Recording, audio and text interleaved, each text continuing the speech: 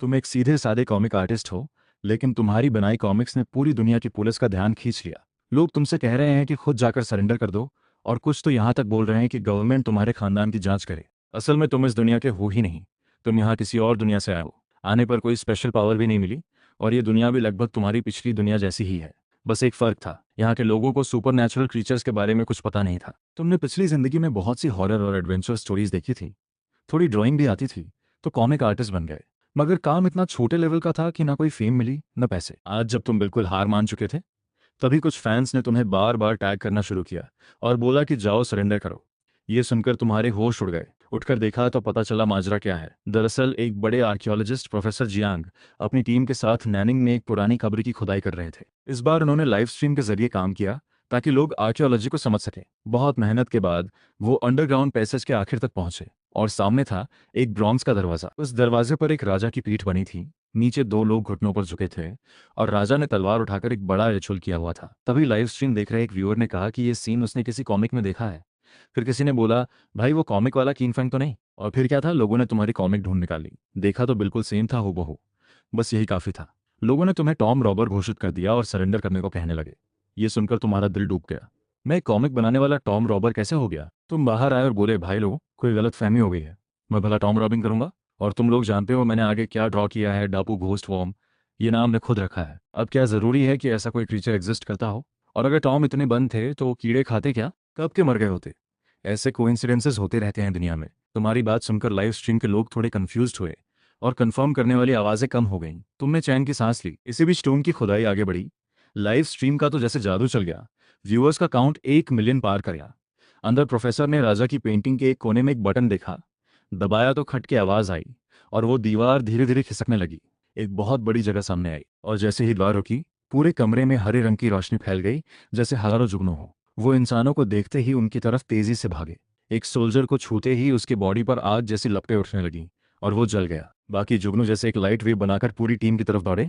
इन कीड़ों से दूर रहो। कुछ सोल्जर्स ने गन्स निकालकर फायर किया, लेकिन इतने सारे कीड़ों के सामने बुलेट्स बेकार थीं। प्रोफेसर जियांग ने चिल्लाकर कहा, ये जला देते हैं, भागो। लोग एग्जिट की तरफ दौड़ने लगे।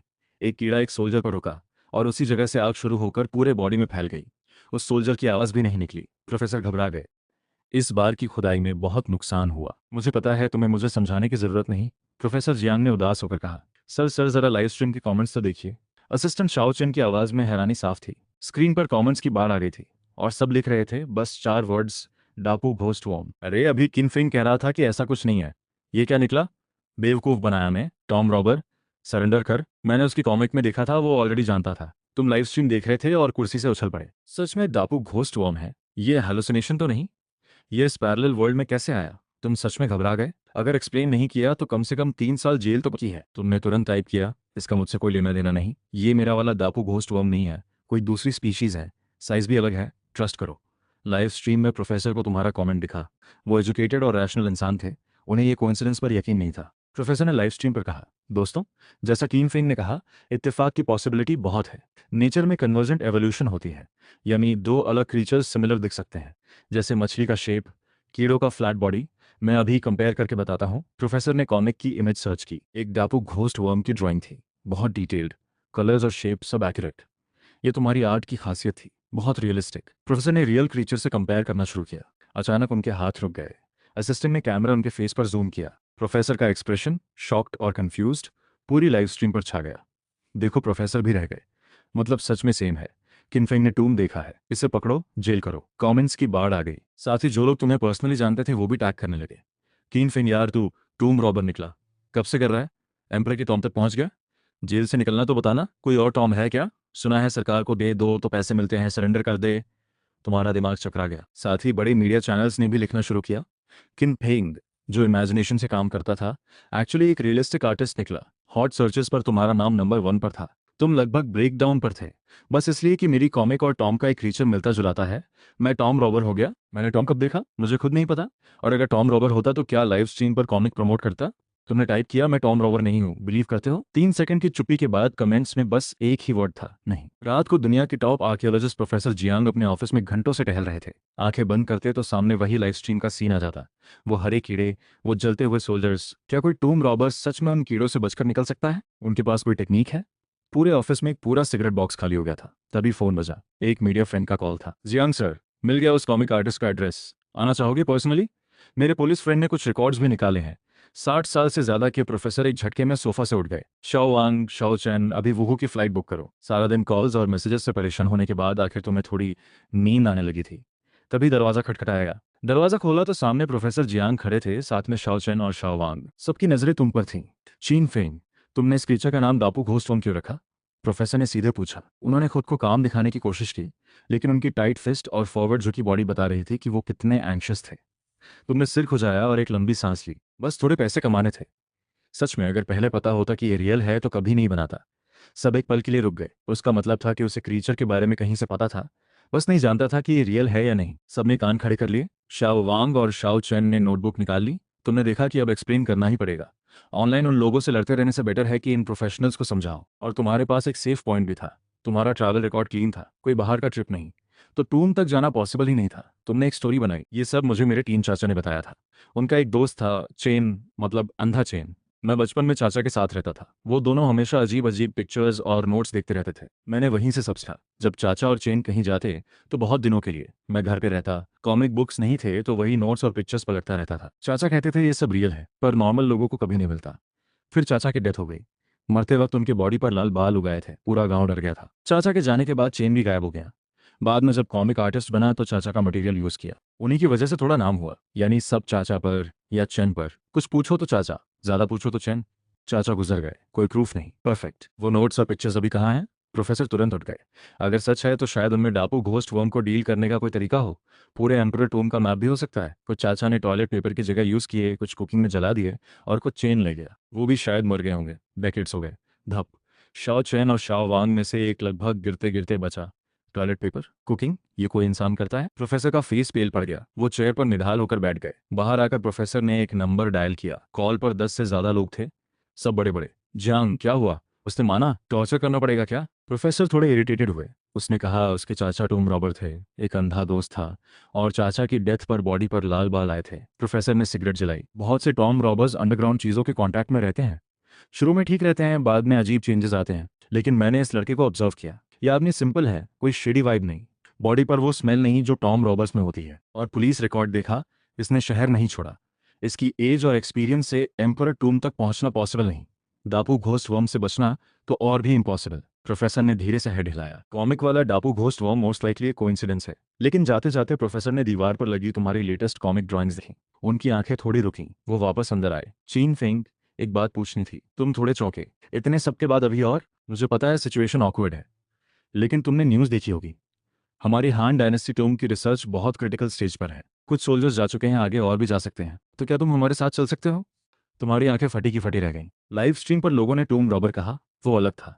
लेकिन अगर एक्चुअली गए तो सच में टूम रॉबर हो जाऊंगा। और डापू घोस्ट वर्म, वो तो सच में जला देते हैं। कॉमिक में तो और भी खतरनाक क्रीचर्स हैं, अगर वो भी निकले। प्रोफेसर साहब, मैं बहुत थका हुआ हूँ, रेस्ट चाहिए। और मुझे आर्कियोलॉजी आती भी नहीं, प्लीज माफ करो। तभी तुम्हारे दिमाग में एक मैकेनिकल आवाज आई।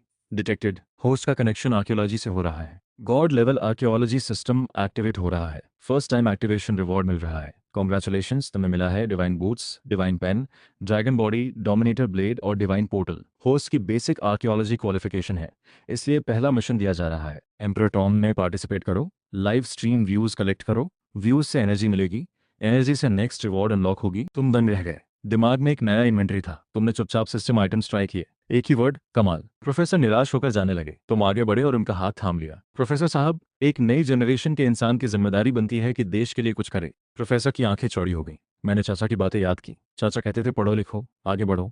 इसका टॉम रॉबिन से कोई लेना देना नहीं है, लेकिन हाँ, कल से चल सकता हूँ क्या? और वैसे भी लाइव स्ट्रीम पर मेरी कॉमिक की फ्री पब्लिसिटी भी हो रही है। कोई रीजन नहीं था मना करने का।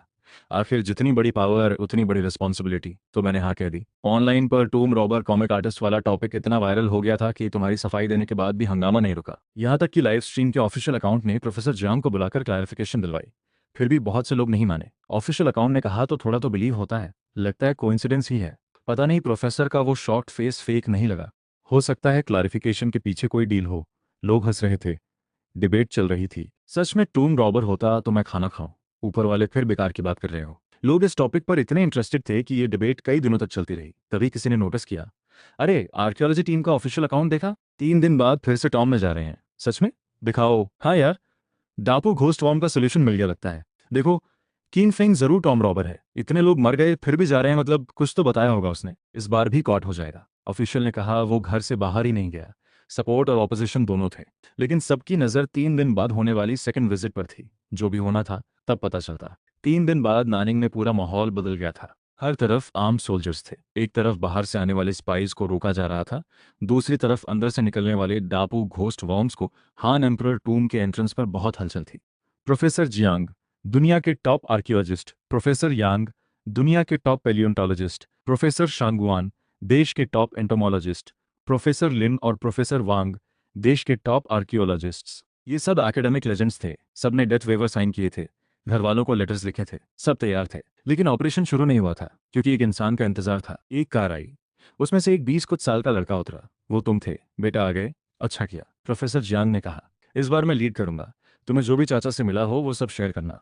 एक छोटी सी क्लू भी काम आएगी। प्रोफेसर जियांग 60 साल से ज्यादा के खुद टूम में जाने के लिए तैयार थे। बाकी प्रोफेसर्स भी उसी जज्बे के साथ आए थे। प्रोफेसर्स, पहले एक बात क्लियर कर दो, मैं सच में टूम रॉबर नहीं हूँ। आप सब मैं काम करेंगे, मैं बस जितना हो सके कंट्रीब्यूट करूंगा।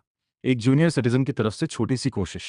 तुमने हाथ हिलाए। दुनिया के टॉप प्रोफेसर्स तुम्हारा इंतजार कर रहे थे। ये तुम्हारे लिए बहुत था। तुम तो बस पॉइंट्स कमाने आए थे। लाइव स्ट्रीम शुरू हुई तो व्यूअर्स ने तुरंत तुम्हें ढूंढ लिया। अरे वो कॉमिक वाला आ गया, देखो टूम रॉबर है, इसीलिए इनवाइट हुआ। एक्सपोज्ड। प्रोफेसर टूम में घुसे। अंडरग्राउंड पैसेज के एंट्रेंस पर बहुत सारे वर्कर्स अपने काम में लगे थे। सारे इक्विपमेंट, डिटेक्शन डिवाइसेस पहले से रेडी थे। मिलिट्री कलेक्शन बॉक्सेस खुले पड़े थे। दर्जनों सोल्जर्स लाइन में खड़े थे। दूर 2 कंपनीज और स्टैंड बाय पर थीं। जर्मनी का डिटेक्शन इक्विपमेंट रेडी है? हाँ सर। मेजरमेंट डिवाइसेस कैलिब्रेट हुए? 2 बार चेक किया प्रोफेसर।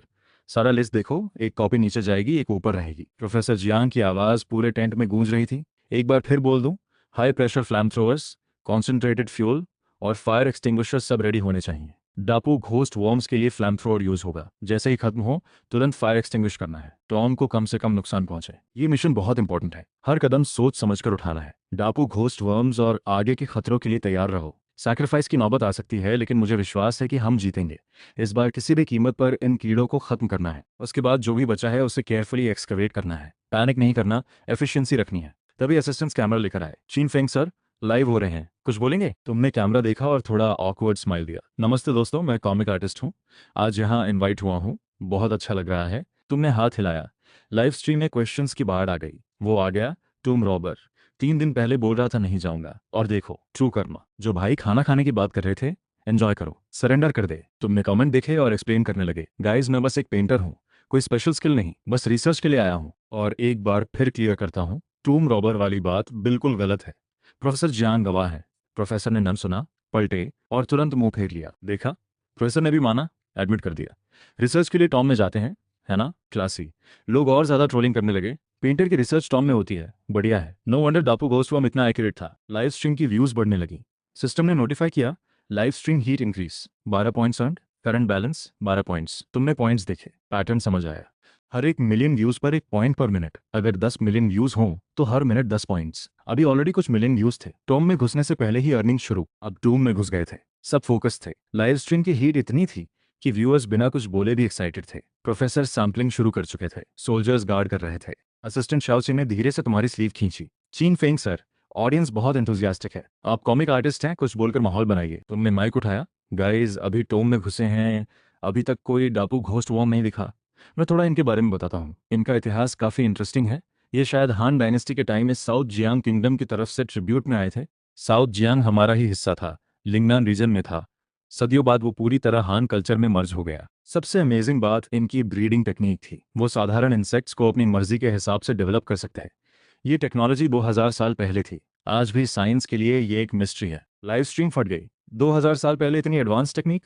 हमारे एंसेस्टर्स ने वेस्ट से पहले ये कर लिया था। प्राउड फील हो रहा है यार, इमोशनल हो गया मैं, इसीलिए आंखें भर आई। वेट, ये प्रोफेसर ने नहीं, चीन फिंग ने कहा।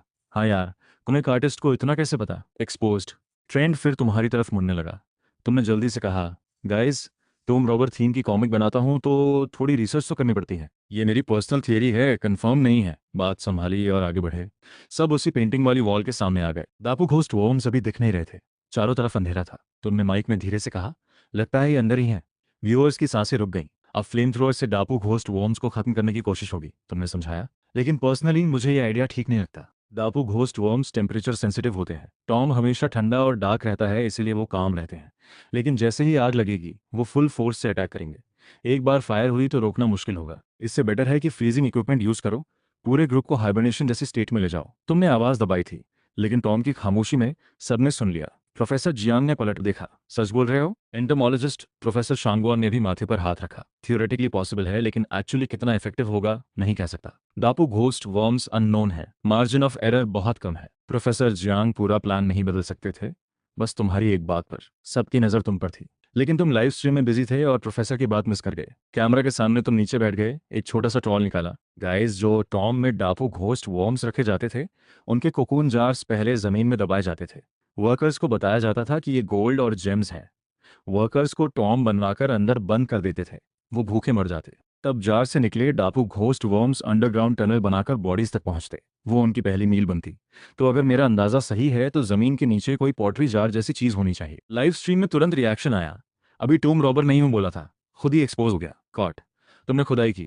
थोड़ी देर बाद एक टाइल पीस निकला, ये देखो। लाइट में देखा तो उस पर गोल्डन कलर्ड एंशिएंट स्क्रिप्ट थी। प्रोफेसर जियांग दौड़े आए, हाथ कांप रहे थे। उन्होंने टाइल को बड़े प्यार से उठाया। ये हान डायनेस्टी के साउथ जियांग किंगडम की स्क्रिप्ट है। मैंने हजारों टेक्स्ट पढ़े हैं। साउथ जियांग का जिक्र बस कुछ मिसलेनियस नोट्स में था, लगता था लेजेंड है, लेकिन ये रियल है। और उस जमाने में भी टाइल्स पर स्क्रिप्ट थी। राइटिंग टेक्नोलॉजी उस टाइम में इतनी एडवांस थी। ये एक हिस्टोरिक डिस्कवरी है। प्रोफेसर के कुछ अजीब लगा। उन्होंने शॉक्ड होकर तुम्हारी तरफ देखा। तुम्हें साउथ जियांग के बारे में इतना कैसे पता, इतना स्पेसिफिक? और जो तुमने कहा वो ग्राउंड से निकली चीज से मैच भी कर रहा है। प्रोफेसर अपने आप से बोल रहे थे। सबने तुम्हारी तरफ देखा। ये इंसान इतना कैसे जानता है? लाइव स्ट्रीम में 666 की बाढ़ आ गई। अब जो टूम रॉबर नहीं बोलेगा उससे झगड़ूंगा। कीन फेंग, तुम्हें राइट टू साइलेंस है, लेकिन जो भी बोलोगे वो कोर्ट में यूज होगा। पिछली विजिट में भी यही किया था। कंफर्म टूम रॉबर, अरेस्ट करो। ग्रुप रिपोर्ट करते हैं। हार्डवर्किंग प्रोफेशनल, रिस्पेक्ट है। रिसर्च के लिए टॉम में घुस जाते हैं। प्रोफेसर्स के नजरिए से ये सब तुम्हारी इमेजिनेशन और कॉमिक आर्टिस्ट की रिसर्च लग रही थी। उन्होंने इसे ज्यादा सीरियसली नहीं लिया। तुमने बस ऐसे ही खोदा और एग्जैक्ट वही चीज निकल आई जो तुमने कही थी, जैसे खुद ही दबा कर रखी हो।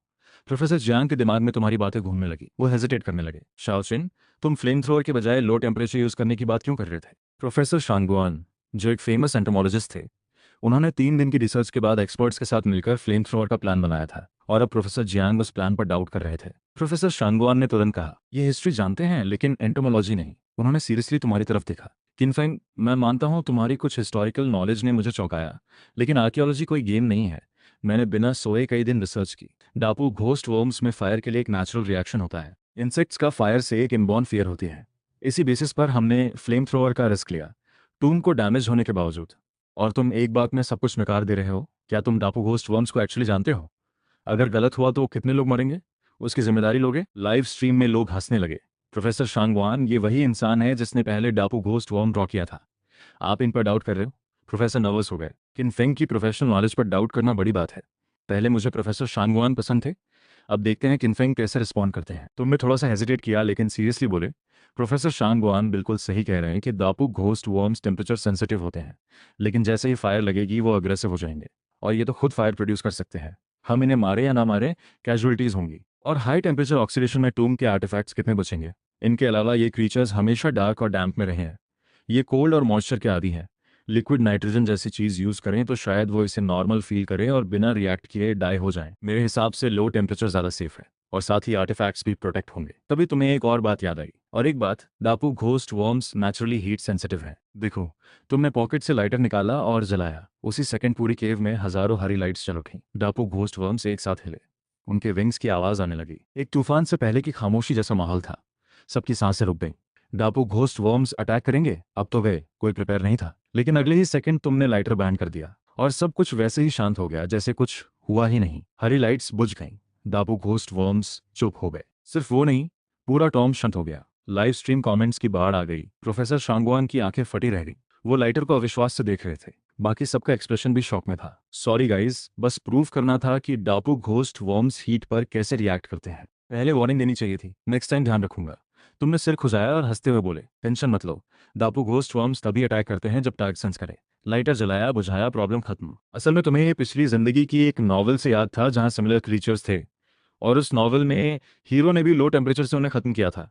तुमने सोचा अगर अपीयरेंस और बिहेवियर सेम है तो वीकनेस भी सेम होगी, और रिजल्ट देखकर सब स्टन थे। साइलेंस में एक पिन ड्रॉप हो जाती। लाइव स्ट्रीम पर जो प्रोफेसर के क्वेश्चन से लेकर लाइटर जलाने और फिर एक्सप्लेन करने तक हुआ, वो सब रिकॉर्ड हो गया था। यार ये तो मैजिकल है, ऑन और ऑफ एकदम स्मूथ।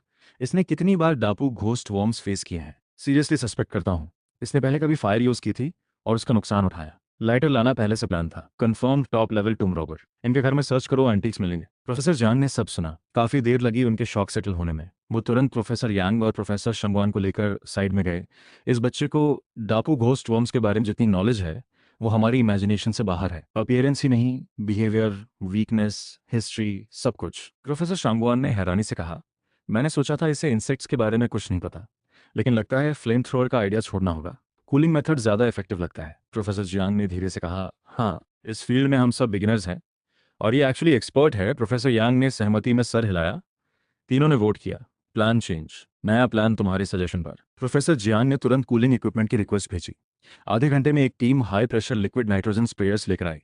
इनका टेम्परेचर -192 डिग्री सेल्सियस होता है, डायरेक्ट कॉन्टैक्ट में फ्लेम थ्रोअर जितना डेडली। सोल्जर्स ने इक्विपमेंट सेट किया और अंदर स्प्रे शुरू की। वाइट कोल्ड मिस्ट निकला। प्रोफेसर्स तैयार खड़े थे, डर रहे थे कि डापू घोस्ट वॉर्म्स रिएक्ट करेंगे। लेकिन जैसे जैसे स्प्रे होती गई, अंदर की हलचल बिना आवाज के बंद होती गई, यहां तक कि वो स्ट्रेंज स्मेल भी मिटती गई। सबने सांस रोकी। डापू घोस्ट वर्म्स में से एक भी खड़ा नहीं हुआ। वो तो जैसे इसे एंजॉय कर रहे थे। और फिर कोई मूवमेंट नहीं। प्रोफेसर जियांग साइंटिफिक इंस्ट्रूमेंट्स देखते रहे। रीडिंग शो कर रही थी कि टूम में कोई लिविंग ऑर्गेनिज्म नहीं बचा। प्रोफेसर ने तुम्हारी तरफ देखा, तुमने हल्का सा नोट किया, तो प्रोफेसर ने लाउड आवाज में कहा, चलो अंदर। ये पूरा मोमेंट कैमरा में कैप्चर हो गया। लाइव स्ट्रीम में केओस था। वर्ल्ड लेवल साइंटिस्ट साइंस पर नहीं, एक कॉमिक आर्टिस्ट पर ट्रस्ट कर रहे हैं। अब जो कहेगा कि ये कॉमिक आर्टिस्ट है उससे झगड़ूंगा। तुमने कॉमेंट देखकर साई किया। गाइज, मुझे बस इस हिस्ट्री का थोड़ा पता था। मैंने कभी टॉम रॉब नहीं किया, कोई इलीगल काम नहीं किया। ये मेरी पहली बार है कि मैंने डापू घोस्ट वॉर्म अपनी आंखों से देखा। सच में, मैं कसम खाता हूँ। कमेंट्स में एक ही लाइन थी, तुम्हारी कसम पर विश्वास नहीं। स्टोन वॉल हटाई। लाइट में दिखा, लाखों डापू घोस्ट वॉर्म्स जमे पड़े थे। ज्यादातर फ्रीज होकर सॉलिड हो गए थे। कुछ के साइज एक छोटे कुत्ते जितने थे। उनके क्लॉज पर डार्क ग्लो था। जमे हुए थे और हिलाने पर टुकड़े हो गए। जो कभी डेडली थे वो अब हिस्ट्री बन चुके थे। किसी ने नहीं सोचा था कि इतना डेंजरस चैलेंज इतनी आसानी से खत्म होगा। लाइव स्ट्रीम कमेंट्स भर गए। रियल टूम रॉबर जब फील्ड में आता है तो अलग ही होता है। वर्ल्ड लेवल एक्सपर्ट्स को पता नहीं था, लेकिन इसने पहले से प्लान बना लिया था। ये पुराना राइवलरी है इनकी। इसे पकड़कर टॉर्चर करो और भी टूम्स का पता निकलेगा। लोग आधे जोक में आधे सीरियसली बोल रहे थे। तुम बिल्कुल डन हो गए। भाई, डापू घोस्ट वॉर्म्स के बारे में बस थोड़ा जानता था, बस। आगे का काम प्रोफेसर्स का है, मैं तो बस साथ चल रहा हूँ। डापू घोस्ट वॉर्म का थ्रेड खत्म। टॉम का मेन गेट फाइनली खुला। अंदर का नज़ारा सामने आया। एक लंबी सीढ़ी नीचे की तरफ जा रही थी। सब उसी पर चलते रहे, करीब 10-15 मिनट्स। यार ये बहुत डीप है, लग रहा है ग्राउंड से 1 किलोमीटर नीचे होंगे। हाँ, ये अंडरग्राउंड है। हजारों साल पहले के लोग भी कमाल थे। क्या ये अर्थ कोर तक जाती है? तुमने लाइव स्ट्रीम देखते हुए एक्सप्लेन किया। सीढ़ी सीधी नहीं है, बीच में कई टर्न्स और फोक्स हैं। प्रोफेसर ने असिस्टेंट्स को फोक पॉइंट्स पर छोड़ दिया है ताकि कोई खो ना जाए। ये हान एम्परर टॉम सच में बहुत ग्रैंड है। कल्पना नहीं कर सकते कि एंशिएंट टाइम में ऐसा कैसे बना। स्टैचूज इतनी लाइफलाइक थी। लाइव स्ट्रीम में किसी ने पूछा, ये किस स्टाइल का है? तुमने हंसते हुए कैमरा पर पूछा। लाइव स्ट्रीम में कमेंट आए, टॉम रॉबर को स्टाइल नहीं पता। इतने धाकर टॉम रॉबर हो, ये तो हाथ का खेल होगा। ड्रामा बैंड करो। तुम खुद ही परेशान हो गए। लग रहा था टॉम रॉबर का टैग अब परमानेंट हो गया है। तभी अचानक कॉर्नर पर एक टर्न आया और सामने एक बहुत बड़ी एंशिएंट सिटी वॉल दिखी। वॉल के ऊपर सोल्जर्स की लाइन खड़ी थी, बहुत मजेस्टिक। वॉल पर एक प्लेटफॉर्म था, उस पर एक एंशिएंट वॉर ड्रम था। उसके चारों तरफ आर्मर्ड सोल्जर्स खड़े थे। ये सीन किसी भी जगह होता तो एंशिएंट मिलिट्री की शान लगती, लेकिन ये टूम था। ग्राउंड से वॉल की हाइट 10 मीटर से ज्यादा थी। वॉल की ब्रिक्स रेड और ग्रीन मिक्स्ड कलर की थीं। कई पर सोर्ड मार्क्स थे। और वॉल के नीचे बीचों बीच एक बहुत बड़ा फ्लावर था। उसके नीचे एक एंशिएंट ब्रॉन्ज कॉफिन। उस फ्लावर की वाइन्स हर तरफ फैली थीं, कुछ तो वॉल तक चढ़ गई थीं। सोल्जर्स के फेसेस पर लाइट पड़ी तो रोंगटे खड़े हो गए। सबने सांसें खींची। प्रोफेसर्स ने लाइट उस फ्लावर पर डाली। वो इतना ब्राइट था जैसे टॉम में खिल ही नहीं सकता। एक इंसान जितना ऊंचा, ट्रम्पेट शेप का, पेटल्स सिर के साइज जितने बड़े। प्रोफेसर जियांग ने अनसर्टन होकर तुम्हारी तरफ देखा। ये शायद यिन यांग बाउंड्री फ्लावर है। कहते हैं ये सिर्फ वहां खिलता है जहां एक्सट्रीम यिन और एक्सट्रीम यांग मिलते हैं। टूम्स में यही एकमात्र फ्लावर है, लेकिन नॉर्मली ये पाम साइज का होता है, ब्लैक और व्हाइट। ये तो बहुत रेड और बड़ा है। तुम भी कंफ्यूज थे। प्रोफेसर्स और व्यूअर्स सब शॉक में थे। हजारों साल पुरानी टॉम में ये फ्लावर न सिर्फ जिंदा था, बल्कि खिला हुआ था। नेचर का एक अजब चमत्कार। तभी किसी ने नोटिस किया, जरा देखो। लाइट में सबने देखा कि उस फ्लावर का स्टेम कॉफिन से कुछ अब्सॉर्ब कर रहा था, एक रिदमिक मूवमेंट। ये फ्लावर कॉफिन से न्यूट्रिएंट्स ले रहा है। प्रोफेसर्स हैरान होकर फ्लावर को देख रहे थे। तभी किसी ने नोटिस किया कि वॉल पर खड़े सोल्जर्स के एक्सप्रेशंस बदल रहे थे। पहले एक्सप्रेशनलेस थे, अब उनके चेहरे डिस्टॉर्टेड हो रहे थे। इस कॉफिन में कुछ है। प्रोफेसर्स ने कॉफिन की इंट्रिकेट कार्विंग्स देखी और समझ गए कि ये ऑर्डिनरी नहीं। इस फ्लावर का इतने सालों तक जिंदा रहना शायद इसी कॉफिन की वजह से था। तुमने फिर बोलना शुरू किया। चारों तरफ के लेआउट से लगता है ये कॉफिन झेन हुनगुआन है। एंशिएंट वॉर्स में कभी कभी मेन कमांडर कॉफिन के सामने लड़ता था। ये सिग्नल होता था कि जीत नहीं तो कॉफिन में जाऊंगा। यहाँ जो इस कॉफिन में है वो शायद एक कमांडर था जो वॉर में हारा। एम्परर ने उसे यहाँ रखा ताकि उसकी सोल टूम की रक्षा करती रहे। बस अफसोस ये है कि इस यिन यांग बाउंड्री फ्लावर ने उसे डिस्टर्ब कर दिया। आर्कियोलॉजिस्ट और पेलियोंटोलॉजिस्ट ये सुनकर चौंक गए। इतने पुराने और रेयर हिस्टोरिकल रिकॉर्ड्स के बारे में इन्होंने कभी नहीं सुना था। और सबसे बड़ा सवाल, ये इसे कैसे जानता है? तभी उस फ्लावर ने स्लोली अपना बड़ा स्ट्रेंज पेटल खोला। प्रोफेसर उसके पास जाने से पहले तुमने जोर से कहा, रुको, डेंजर है। टीम नेता प्रोफेसर जियांग का एक्सप्रेशन बदल गया। सब अलर्ट रहो, खतरा हो सकता है। लाइव स्ट्रीम में कोई हंसा। प्रोफेसर ने किन फेंग का नाम सुना और बिना सोचे मान लिया। प्रोफेसर को क्लियरली ट्रस्ट है किन फेंग के टोम रॉबिंग एक्सपीरियंस पर। मुझे लगता है प्रोफेसर के मन में कंफर्म हो गया है कि ये टोम रॉबर है। पूरा टोम एकदम साइलेंट हो गया। गार्ड्स अपनी पोस्ट पर रहे, बाकी सबकी नज़र तुम पर थी। तुम थोड़े ऑकवर्ड हुए और धीरे से बोले, गाइज ऐसे मत देखो, मैं बस सच कर रहा था। सावधान रहना ज़रूरी है। हम टूम में हैं, यहाँ कुछ भी हो सकता है। और ये फ्लावर क्लियरली नॉर्मल नहीं दिख रहा। तुमने इशारा करते हुए आगे कहा, मैं बस डाकू घोस्ट वॉर्म्स के बारे में जानता था, बाकी सच में नहीं जानता। प्रोफेसर जियान ने चैन की सांस ली। तुम्हारी बात सुनकर उन्होंने अपना क्यूरियोसिटी वाला मोड ऑफ किया और सोल्जर्स को एक्स्ट्रा केयरफुल रहने का ऑर्डर दिया। पहले ऑब्जर्व करो, पास मत जाओ। तुमने लाइव स्ट्रीम कमेंट्स देखे? सब कह रहे थे ड्रामा बैन करो, जो जानते हो बताओ। तुमने कहा, गाइस मैं सच में बस कॉमिक आर्टिस्ट हूँ, ये सब मैंने देखा नहीं, बस कुछ सिमिलर लगा। सच ये था कि पिछली लाइफ की एक नॉवल में यिन यांग बाउंड्री फ्लावर का जिक्र था। ये फ्लावर शी शियांग मो यू, अंडरवर्ल्ड मिंग फ्लावर और येलो स्प्रिंग लोटस के साथ मिलकर 4 ग्रेट घोस्ट फ्लावर्स कहलाते थे। ये स्पेसिफिकली टूम्स में उगते हैं। इनमें सीरियस किलिंग पावर होती है और एक टेरिफाइंग हेलुसिनोजेनिक इफेक्ट भी। नॉवल में एक सीन था जहां हीरो और उसके फ्रेंड्स इस फ्लावर की वजह से एक बैटलफील्ड हेलुसिनेशन में फंस गए। जब होश आया तो उसने अपने सभी दोस्तों को खुद ही मार दिया था। बहुत हॉरिफाइंग सीन था। और उनकी डेथ्स के बाद वो बॉडीज इस फ्लावर की फूड बन गई। ये था यिन यांग बाउंड्री फ्लावर का असली खतरा। लाइव स्ट्रीम में लोग क्लियरली तुम पर बिलीव नहीं कर रहे थे। अभी भी तुम रॉबर आइडेंटिटी छुपा रहे हो। तुम स्टार्स की तरह हो, चाहो कितना भी हाइड करो, टैलेंट दिखता है। प्रोफेसर ने कीन फेंग की एक बात पर सबको अलर्ट क्यों किया? जाहिर है प्रोफेसर को पता है इसका टोम एक्सपीरियंस कितना डीप है।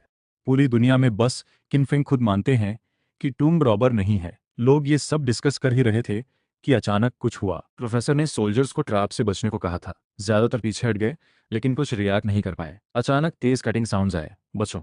लेकिन बहुत देर हो चुकी थी। कई एरोज तेजी से निकले। जब तक लोग समझते, कई लोग पियर्स हो चुके थे। और सबसे हॉरिफाइंग ये था कि एरोज के पीछे थिन वायर्स थे, जैसे वो लोग मरे, उनकी बॉडीज झटके से खिंची और यिन यांग बाउंड्री फ्लावर के मुंह में चली गई।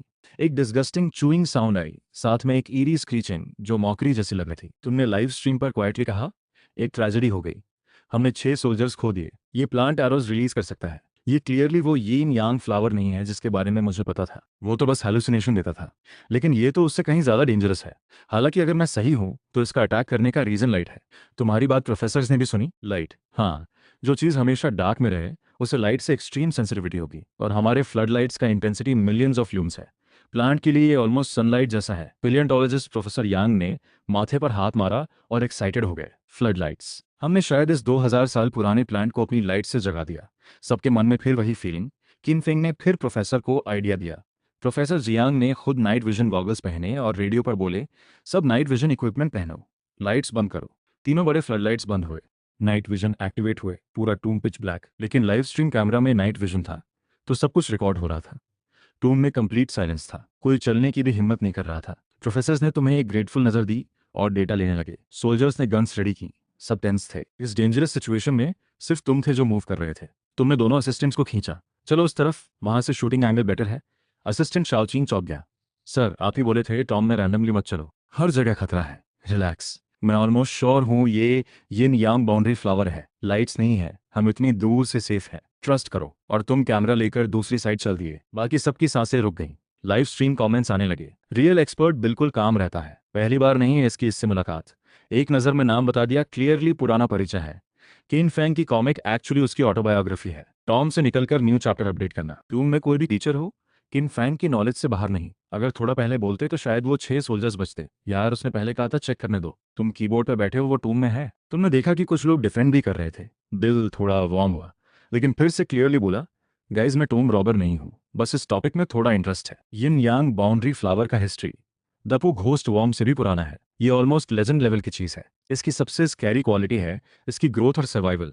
हजारों साल भी ये सर्वाइव कर सकता है। इसमें अटैक करने की एबिलिटी भी है। ये टूम ओनर ने गार्ड के लिए रखा था, और अगर मैं सही हूं तो ये जगह टूम का एंट्रेंस ही है। ये फ्लावर यहाँ का गेट कीपर है। मुझे उम्मीद है कि यही एकमात्र थ्रेट है। अगर इसकी वीकनेस मिल जाए तो सॉल्व हो जाएगा, लेकिन डर ये है कि और भी डेंजर्स हो। तो मैं धीरे से कहा, जब तुम बोल रहे थे सबने काम रोककर सुना। प्रोफेसर यांग ने प्रोफेसर जियांग से धीरे से कहा, मैंने शानहाई जिंग जैसी बहुत सी रेयर बुक्स पढ़ी हैं, लेकिन ये नॉलेज मैंने कभी नहीं सुनी। ये किनफेंग को कहाँ से पता है? प्रोफेसर जियांग भी इक्वली कंफ्यूज थे। दापू घोस्ट वर्म्स के बाद उन्होंने सोचा था कि चीन फेंग का काम खत्म, इसलिए लाइव स्ट्रीम कमेंट्री करने दी। लेकिन ये नया स्ट्रेंज क्रीचर सामने आया और ये फिर एक्सप्लेन कर रहा था, और जो बता रहा था वो लॉजिकल भी था। यहाँ तक कि प्रोफेसर जियांग का आर्कियोलॉजी पर्पस भी तुमने बिना जाने मेंशन कर दिया था। तुम्हें खुद नहीं पता था कि सबकी अटेंशन धीरे धीरे तुम पर शिफ्ट हो रही है। तुम कमेंट्री करते रहे। जो डेंजर मैं फील कर रहा हूँ वो एग्जैजरेशन नहीं है। अगर आगे मेन टॉम है तो गेट पर सिर्फ ये फ्लावर नहीं होगा। आपने वैंग झोंग जीबे की कहानी सुनी है? अगर मैं टूम ओनर होता और कोई मेरे मेन टूम के पास पहुंच रहा होता तो मेरी पहली प्रायोरिटी होती कि किसी को जिंदा ना छोड़ो। यिन यांग बाउंड्री फ्लावर अकेले ये नहीं कर सकता। इसलिए जरा सिटी वॉल के सोल्जर स्टैचूज देखो। शुरुआत में उनके फेसेस न्यूट्रल थे, अब उनके एक्सप्रेशंस मॉक करने वाले हो गए हैं, और एक किलिंग इंटेंट भी है। और अगर तुम टूम में होते तो नोटिस करते, आसपास की एयर स्लोली ठंडी हो रही है।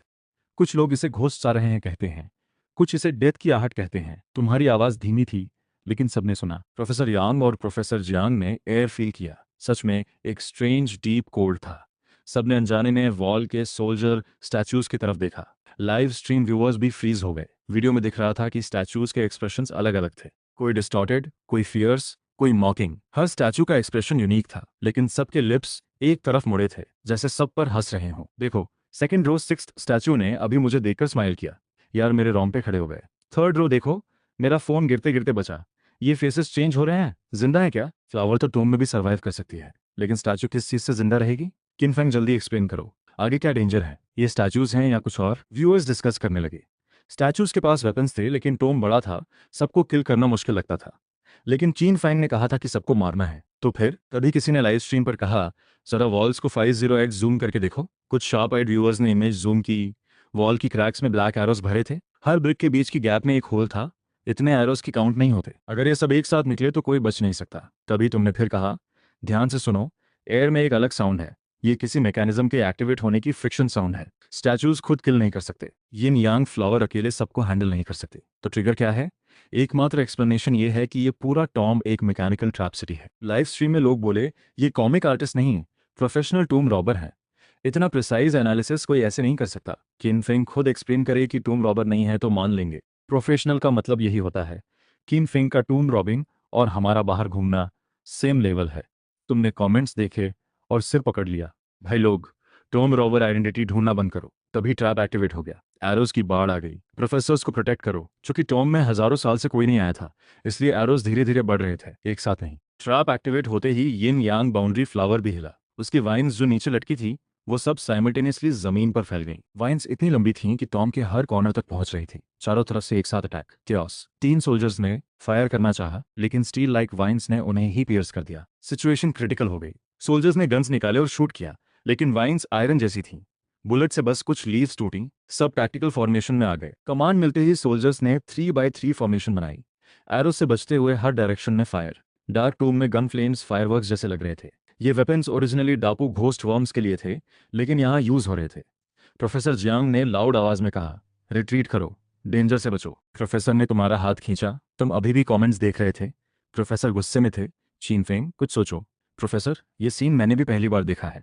तुमने हाथ हिलाए, फिर सीरियस हुए। इस फ्लावर को जल्दी खत्म करना होगा। जहाँ फ्लावर है वो स्पॉट सेफ है। सबने देखा, सच में हर जगह एरोज थे, सिर्फ फ्लावर के आसपास नहीं। उस मोमेंट टूम में बुलेट्स, एरोज और स्मोक था। एंशिएंट टूम में मॉडर्न वेपन्स का कॉम्बिनेशन। प्रोफेसर जियांग का फेस टेंस था। रिट्रीट करो, पैसेज में जाओ, वेट करो जब तक फ्लावर और एरोज रुके, फिर वापस आएंगे। लेकिन जैसे ही ये बोले, किसी ने एक्सीडेंटली कोई मैकेनिज्म ट्रिगर कर दिया। एक हैवी स्टोन डोर गिरी, धमाके से जमीन हिली, डस्ट उड़ा। वो पैसेज जिससे आए थे बंद हो गई। कई फेसेस पेल पड़ गए। अब रास्ता नहीं था, आखिरी रास्ता भी बंद। अगर पैसेज ओपन होती तो आगे पीछे होता, सप्लाई आती रहती। लेकिन अब सब कट ऑफ।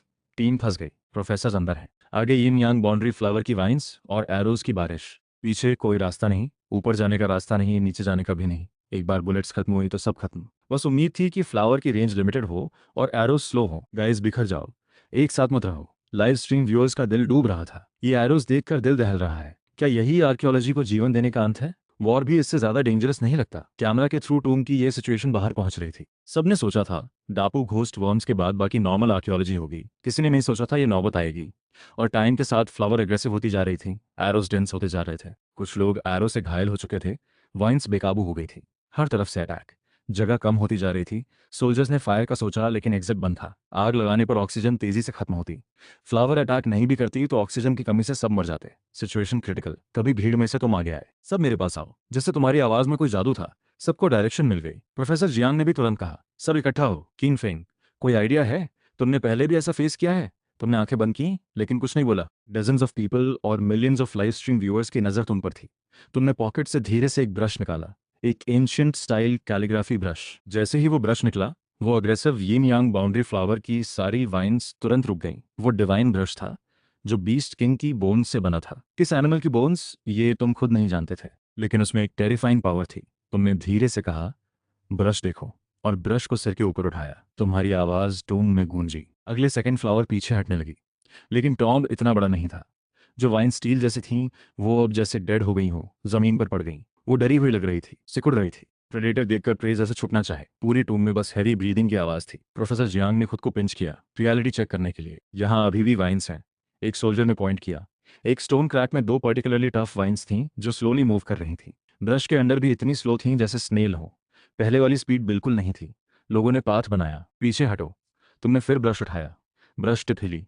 ब्रश में इंक नहीं था, फिर भी यिन यांग बाउंड्री फ्लावर कांप गई और फिर धीरे धीरे डिसॉल्व होने लगी। आखिर में एक ब्लैक ऐश का ढेर जमीन पर। सेफ जोन में आ जाओ, तुमने चिल्लाया। जहां फ्लावर थी वहां पहुंचे तो एरोस की बारिश ज्यादा हो गई थी, लेकिन उस स्पेसिफिक स्पॉट पर एक भी नहीं आया। पलक झपकते सिचुएशन बदल गई। डेंजर से सेफ। ये क्या हुआ? एक ब्रश से ये सुपरनैचुरल स्पेशल पावर? क्या ये वर्ल्ड नॉवल टाइप की स्टोरी है? कोई एक्सप्लेन करे। साइंस से एक्सप्लेन नहीं होता। सुपरनैचुरल ज्यादा लॉजिकल लग रहा है। कीन फेंग को इस फ्लावर का डर ही नहीं था। बुलेट से नहीं मरी, ब्रश से डस्ट हो गई। समझ आया किन फेंग इतना काम क्यों था। टूम रॉबर नहीं, ये तो इमॉर्टल कल्टिवेटर है। सिंपल टूम रॉबर नहीं, टूम रॉबर फैमिली से है। World level tomb robber. Flower completely gone हुई तो तुमने ब्रश वापस रखा। कमेंट्स देखे। प्रोफेसर्स भी अब अलग नज़र से देख रहे थे। तुमने एक्सप्लेन किया, गाइज मैं एक आर्टिस्ट हूँ। एक अच्छा ब्रश रखना बिल्कुल नॉर्मल है। और क्लियरली बोल दूँ, मैंने कभी टूम नहीं देखा। अभी जो हुआ वो कोइंसिडेंस था। तुमने कॉन्फिडेंट होकर सिर हिलाया, जैसे मैंने बता दिया आप क्या करोगे। लेकिन कोई नहीं माना। ये तो मैजिक था। फ्लावर बर्ड से नहीं मरी, ब्रश से ऐश हो गई। हम बेवकूफ़ नहीं हैं। प्रोफेसर जियांग ने तुम्हारी ब्रश रखने की मूवमेंट को शॉक्ड होकर देखा। डेकेड्स की नॉलेज पर बेस्ड उनकी वर्ल्ड व्यू हिल गई। पहले वाली चीज़ें एक्सपीरियंस से एक्सप्लेन हो सकती थीं, लेकिन ये सुपर पावर, इमॉर्टल एनर्जी, 2000 साल पुरानी प्लांट जो डायरेक्टली ऐश हो गई, ये अनबिलीवेबल है। चूंकि लाइव स्ट्रीम चल रही थी, मीडिया भी वॉच कर रही थी, तभी सबके फोन्स एक साथ बज हुए। नोटिफिकेशंस की आवाज़ें। सबने फोन्स खोले तो हर न्यूज़ ऐप पर सेम न्यूज़। अंडरग्राउंड आर्कियोलॉजी में फंसी टीम को एक लड़के ने ब्रश से बचाया। शॉकिंग। कॉमिक आर्टिस्ट का ब्रश ने हजारों साल पुराने क्रीचर को डिफीट किया। मिलियंस की लाइव स्ट्रीम। ट्रूथ क्या है? वर्ल्ड लेवल प्रोफेसर्स अंडरग्राउंड फंसे। यंग मैन ने ब्रश निकाला, कोई वेपन काम नहीं आया। डिवाइन पावर या मैजिक? एक ब्रश ने 2000 साल पुरानी क्रीचर को डिस्ट्रॉय किया, रेस्क्यू टीम को बचाया। हर हेडलाइन तुम्हारी तरफ पॉइंट कर रही थी। इस एक एक्शन से पूरी दुनिया हिल गई। सारा लाइव स्ट्रीम ट्रैफिक एक जगह। मेरा बेटा घुटनों पर बैठकर देख रहा था। मैंने सोचा क्या हो रहा है। अब मैं भी उसके साथ घुटनों पर हूँ। ये इंसान नहीं है, टूम रॉबर नहीं, ये इमॉर्टल है। कोई उसकी कॉमिक दे दो, डबल नहीं 10 गुना प्राइस दूंगा। ऑनलाइन सब सोल्ड आउट, पायरेटेड कॉपीज भी नहीं मिल रही। मैं कॉमिक में जो पोज है वो ट्राई कर रहा हूँ, आज रात कम्युनिकेट कर लूंगा। मैं अकेला नहीं हूँ जो यही कर रहा है। प्रोफेसर जियान ने असिस्टेंट से कहा, वापस जाकर चिनफेंग की सारी कॉमिक्स ले आना।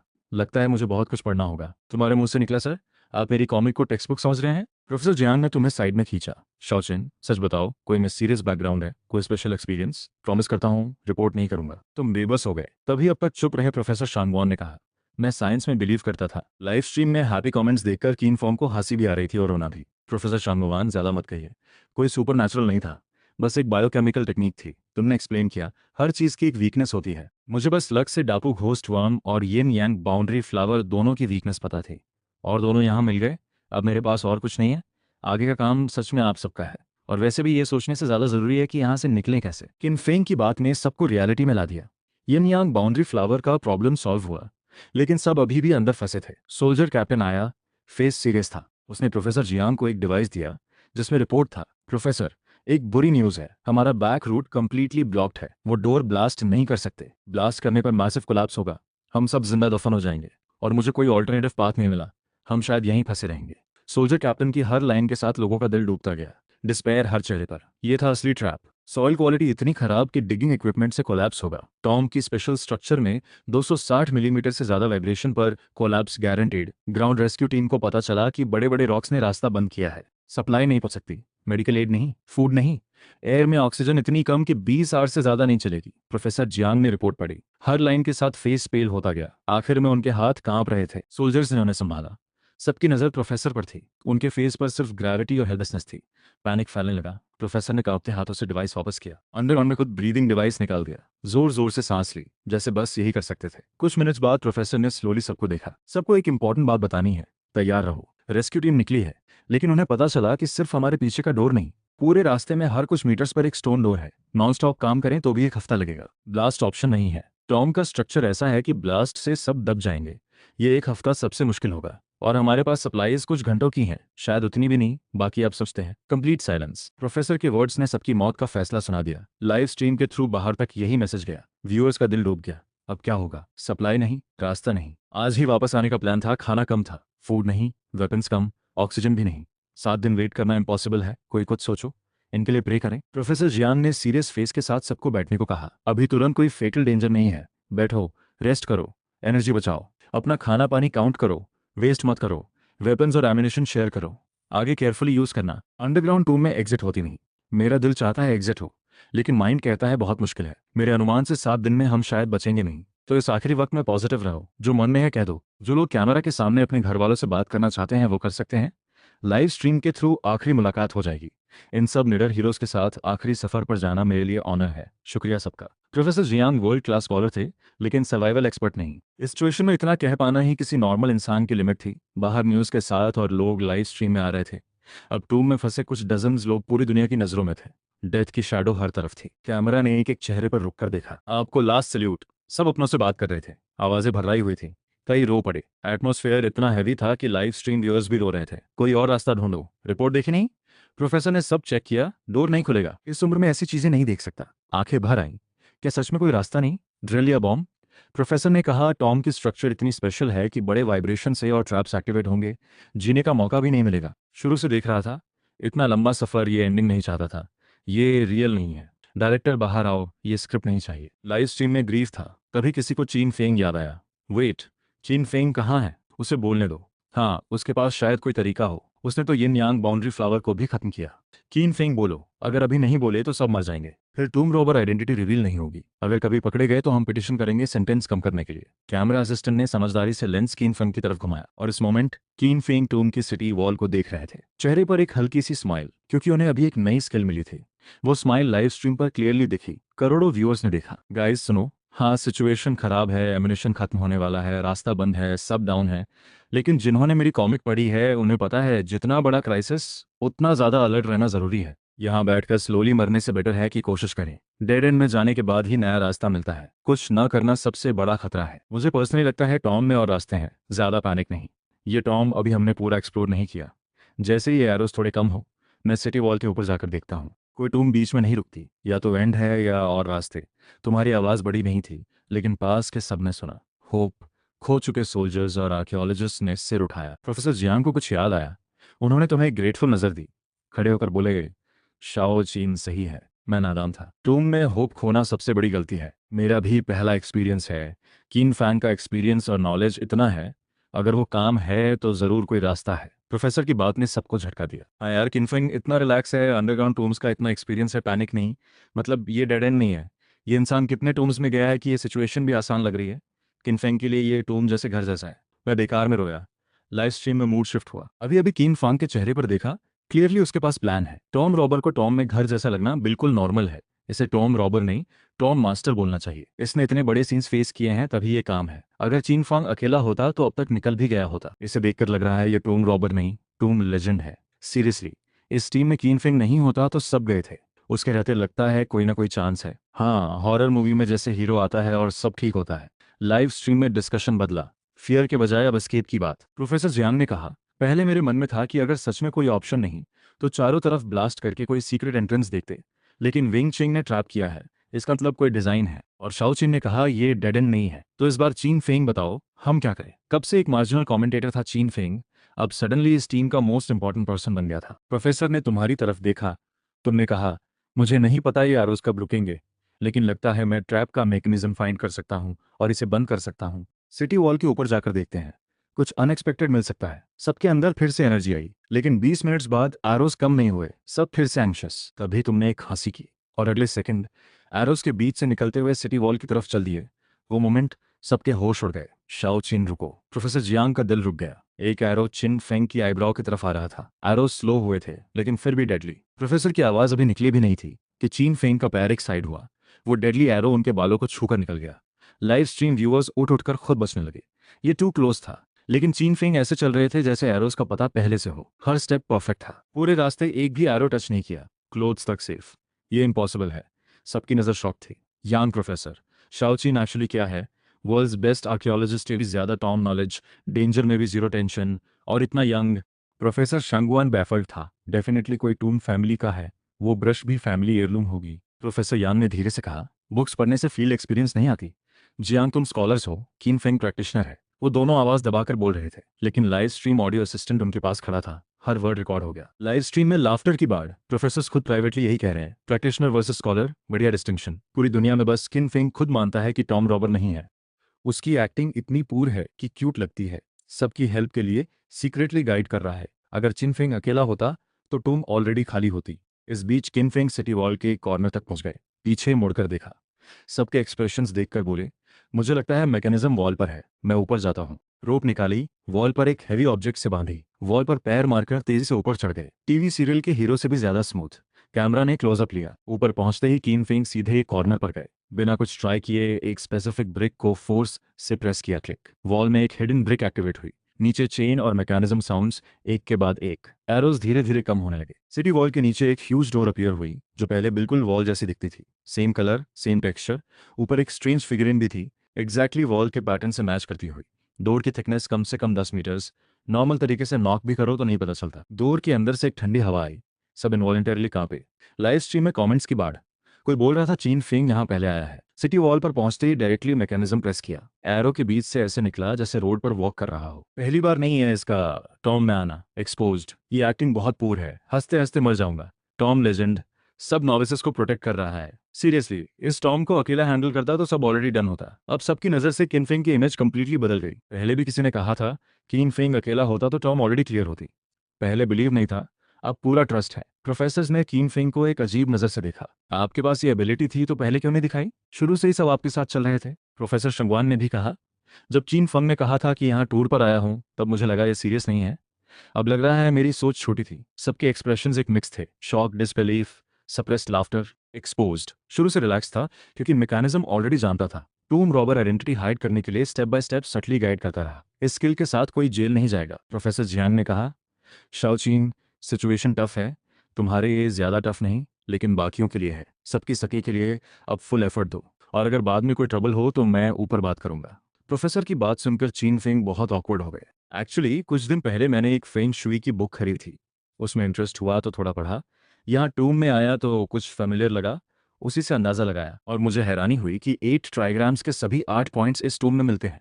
ये टूम और 8 ट्राइग्राम्स बिल्कुल मैच करते हैं। चीन फेंग ने एक्सप्लेन किया, 8 ट्राइग्राम्स में लाइफ गेट नॉर्थ में होता है, इसलिए मैंने नॉर्थ साइड ट्राई की और वहां से एरोस से बचने का तरीका निकाला। इसका मेरे टूम रॉबर होने से कोई लेना देना नहीं। किनफेंग की काम बात ने सबको चौंका दिया। इतनी कम उम्र में 5 एलिमेंट्स और 8 ट्राइग्राम्स की इतनी गहरी नॉलेज। सुनने में आसान लगता है, लेकिन प्रैक्टिकली अप्लाई करना डेकेड्स पुराने मास्टर्स के लिए भी मुश्किल है। और किनफेंग ने सिर्फ जाना नहीं, लाइव अप्लाई किया। तभी प्रोफेसर जांग ने एक बुक निकाली। रुको, मुझे भी 8 ट्राइग्राम्स की थोड़ी नॉलेज है। जब एरोस चल रहे थे मैंने क्वाइटली कैलकुलेट किया, एरोज 8 ट्राइग्राम्स पैटर्न में ही चल रहे हैं, लेकिन थियरी के हिसाब से लाइफ गेट साउथ में होता है, नॉर्थ में नहीं। तुमने नॉर्थ क्यों चुना? प्रोफेसर की बात सुनकर टॉम में हलचल मच गई। लाइव स्ट्रीम में डिबेट शुरू। प्रोफेसर जियांग भी कमाल है, वर्ल्ड क्लास आर्कियोलॉजिस्ट, नॉलेज में कोई कमी नहीं, चीन फेंग भी कम नहीं। इतना एक्यूरेटली सब कोट करना एक्सपर्ट की निशानी है। क्लियरली टूम रॉबर है और इस टॉपिक को कवर करने के लिए 8 ट्राइग्राम्स का बहाना बना रहा है। प्रोफेसर ने रियल नॉलेज से एक्सपोज कर दिया, लेकिन कीन पेंग ने पहले ही नोटिस किया था कि टॉम 8 ट्राइग्राम्स पैटर्न में है। प्रोफेसर ने हिंट नहीं दिया था। कीन पेंग सिंपल नहीं है, क्लियरली जानकार है।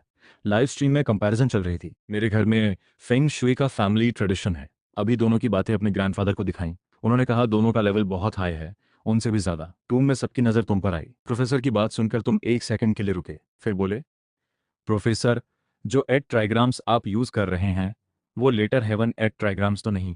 प्रोफेसर जियांग एक पल के लिए चौंके। Letter haven? हाँ, तुम्हें कैसे पता? इसीलिए आपको लाइव गेट साउथ में लगा। अगर अर्लियर हेवन 8 ट्राइग्राम से कैलकुलेट करें तो मेरे जैसा रिजल्ट मिलेगा। तुमने एक्सप्लेन करना शुरू किया। कहते हैं कि फुक्सी ने हेवन और अर्थ की एनर्जी सेंस करके स्टार्स और माउंटेन्स को बेस बनाकर अर्लियर हेवन 64 ट्राइग्राम्स निकाले। बाद में इसे सिंप्लीफाई करके अर्लियर हेवन 8 ट्राइग्राम्स बना। लेकिन सिया डायनेस्टी के टाइम में ग्लेशियर्स पिघले, सी लेवल बढ़ा, एनवायरनमेंट बदला, माउंटेन्स और रिवर्स की पोजीशन शिफ्ट हुई। अर्लियर हेवन 8 ट्राइग्राम्स लैंड से मैच नहीं करती थी। इसलिए जो डायनेस्टी में किंग वेन ने अर्लियर हेवन को बेस बनाकर लेटर हेवन 8 ट्राइग्राम्स डेवलप की। अर्थ का शेप बदला लेकिन हेवन नहीं बदला। इसीलिए अर्लियर हेवन 8 ट्राइग्राम्स हेवन कैलकुलेट करती है और लेटर हेवन अर्थ। एंशिएंट एम्परर्स खुद को सोन ऑफ हेवन मानते थे, तो नेचुरली टूम का लेआउट हेवन रिप्रेजेंट करने वाले अर्लियर हेवन 8 ट्राइग्राम्स से होगा, न कि अर्थ वाली लेटर हेवन से। लेकिन प्रोफेसर, दोनों ही बहुत एडवांस्ड है। आपने लेटर हेवन तक पहुंचना ही बड़ी बात है। मैंने तो बस कॉमिक के लिए पढ़ा था। ऑनेस्टली उसमें इतने बाल गए कि हेयरलाइन 2 सेंटीमीटर पीछे चली गई। चीन फेंग ने हल्के से स्माइल करते हुए कहा। प्रोफेसर जियांग एक बार फिर लंबे साइलेंस में चले गए। लाइव स्ट्रीम फट पड़ी। भाई, कॉमिक के लिए 8 ट्राइग्राम्स पढ़ी और प्रोफेसर से भी आगे निकल गया। प्रोफेसर लेवल नॉलेज हॉबी के तौर पर। टॉम रॉबर मास्टर है ये। किसी के पास किंग फेंग की साइन कॉमिक है? डबल प्राइस दूंगा। इनका एड्रेस किसी को पता है? डिसाइपल बनना है। पुलिस अंकल, एक रिपोर्ट करनी है। प्रोफेसर जियांग ने काफी देर सोचा, फिर बुक से कंपेयर किया। समझ गया, अर्लियर हेवन 8 ट्राइग्राम्स, बिल्कुल सही। सब आगे बढ़ने की तैयारी करने लगे। चीन फेंग के परफॉर्मेंस की वजह से प्रोफेसर्स ने नेचुरली उन्हें अपने साथ आगे चलने दिया। उस विंगचेंग वाले गेट के नीचे के डोर में आर्कियोलॉजी के हिसाब से ज्यादा वैल्यू नहीं थी, लेकिन अंदर का सीक्रेट पैसेज बहुत इंप्रेसिव था। एक लंबा और डार्क कॉरिडोर था जिसकी चारों दीवारों पर वॉल पेंटिंग्स थी।